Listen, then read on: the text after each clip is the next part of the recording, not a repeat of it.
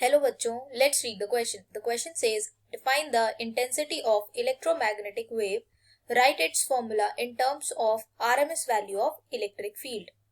तो यहाँ इस क्वेश्चन में हमसे पूछा गया है कि इंटेंसिटी ऑफ इलेक्ट्रोमैग्नेटिक वेव क्या होती है और इसका फॉर्मूला क्या होता है इलेक्ट्रिक फील्ड की टर्म्स में।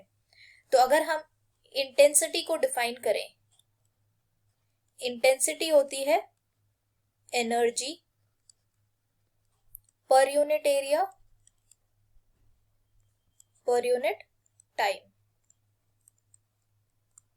मतलब एनर्जी जो किसी एक क्रॉस सेक्शनल एरिया से पास ऑन कर रही होगी एक यूनिट टाइम में, तो उसे हम बोलते हैं इंटेंसिटी। अगर हम नॉर्मली इंटेंसिटी का फॉर्मूला लिखें तो वो लिखते हैं energy per unit area per unit time. ये होती है इंटेंसिटी। अब अगर हमें इंटेंसिटी लिखनी है इलेक्ट्रिक फील्ड की आरएमएस वैल्यू की टर्म्स में, तो हम लिखेंगे इंटेंसिटी को,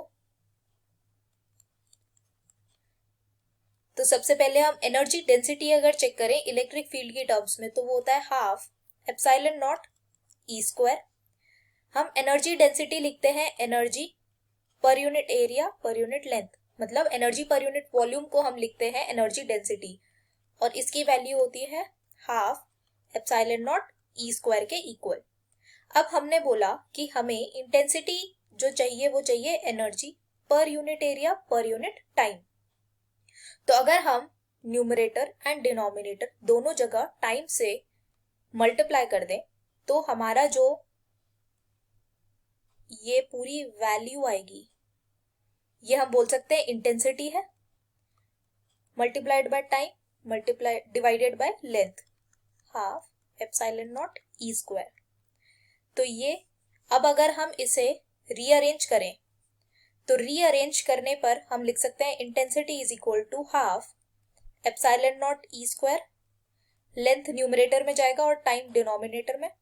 तो लेंथ पर यूनिट टाइम को हम वेलोसिटी लिख सकते हैं, तो हम लिख सकते हैं इसे स्पीड ऑफ लाइट के equal half epsilon not E square C. ये होता है इंटेंसिटी का formula in terms of RMS value of electric field. I hope you understood this well. Thank you so much. All the best.